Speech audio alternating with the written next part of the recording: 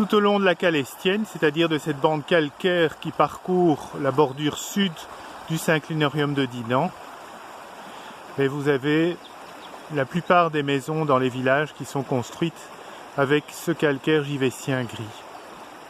C'est le cas ici à Resteigne.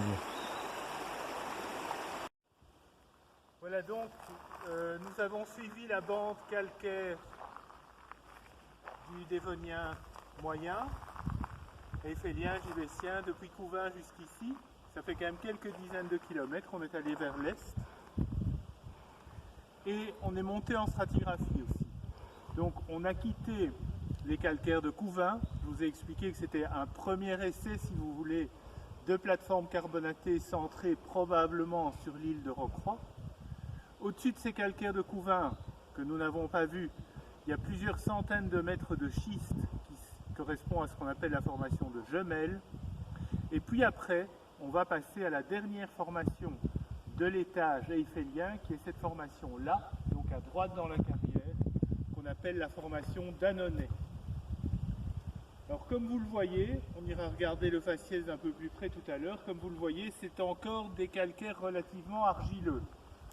C'est une caractéristique de tous les eiffelliens, la sédimentation calcaire a quand même encore tendance à être mêlée de détritique.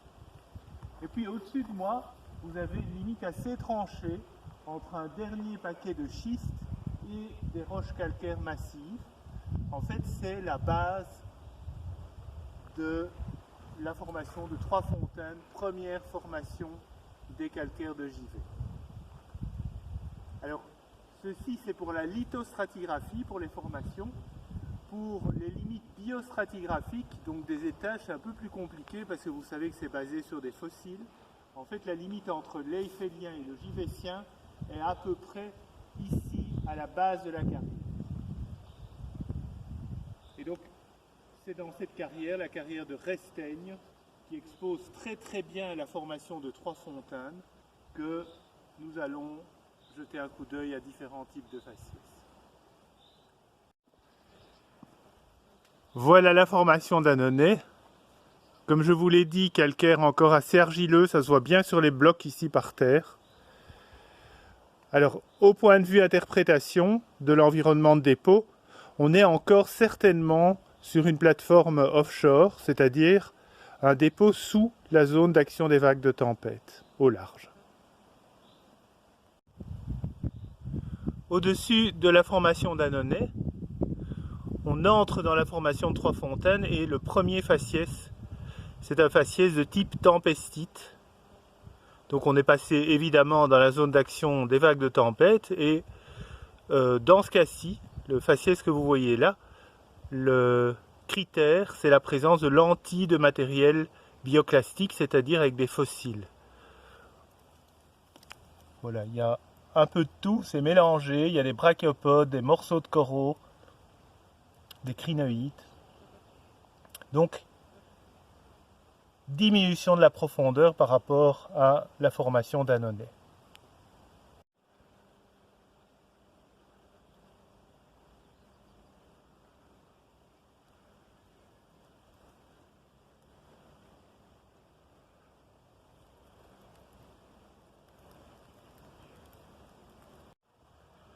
Un peu plus haut, toujours dans la formation de Trois-Fontaines. Donc au-dessus de ce faciès à tempestite, vous avez des accumulations de crinoïdes qui se mettent en place. En voilà quelques très beaux ici. Et en fait, ces accumulations de crinoïdes vont constituer la semelle du récif qui va se développer. On entre dans le faciès récifal, donc vous voyez ici un des constructeurs, c'est un corail du genre Hexagonaria. Autre constructeur très important de ce récif, les stromatopores qui sont des éponges hyper calcifiées. Je parle bien de récif ici, puisque, comme vous le voyez, la plupart des éléments sont cassés, roulés, et donc c'est une bioconstruction qui s'est bien développée dans la zone d'action des vagues. On est ici à une limite importante dans cette formation de Trois-Fontaines, on a le sommet du récif avec encore quelques stromatopores et puis on passe à quelque chose de différent. On s'approche. Il s'agit en fait d'une accumulation de brachiopodes. Alors comment s'est constituée cette accumulation? En fait, c'est une accumulation sur la plage par les tempêtes de coquilles. C'est ce qui explique d'ailleurs le classement qui est relativement bon ici.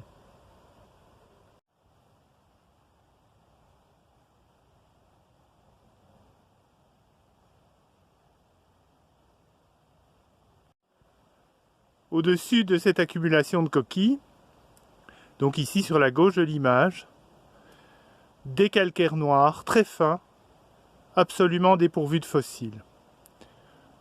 Donc un faciès tout à fait différent. Alors, quel est ce faciès? En fait, il s'agit d'un calcaire formé dans un milieu de lagon, donc un milieu très très calme, isolé de la mer, qui a permis la décantation de la boue calcaire. D'un peu plus loin, toujours ces calcaires lagunaires, noirs, fins, et vous pouvez voir que ça se poursuit sur plusieurs dizaines de mètres.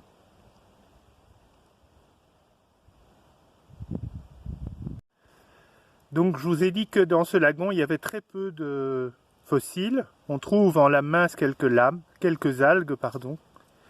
Par contre, ce qu'on trouve assez souvent, comme ici, ce sont des terriers. Donc il s'agit de terriers verticaux d'organismes détritivores, typiques de milieux relativement peu profonds. Et la formation de trois fontaines, après ces faciès de lagon, se termine par ce qu'on appelle des laminites, ou calcaires laminaires. En fait, ces laminites, c'est un faciès qui se met en place sur la plage et qui est constitué de tapis microbiens qui vont accumuler la boue calcaire.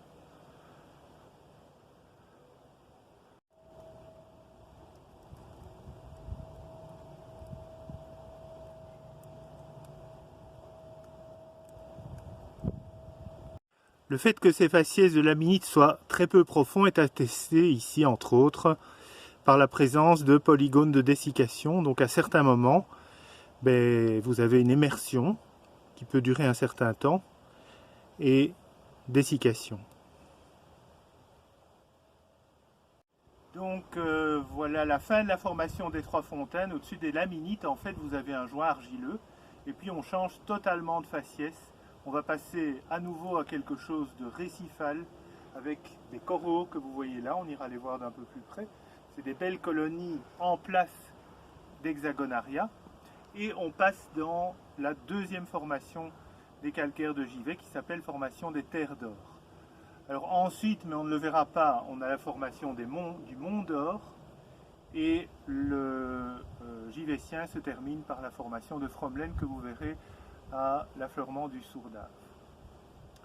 Donc en tout 450 mètres de calcaire. Alors réfléchissons maintenant un petit peu sur l'interprétation de ce qu'on a vu dans la formation de trois fontaines. Donc on commence par l'installation d'un récif sur une semelle riche en crinoïdes.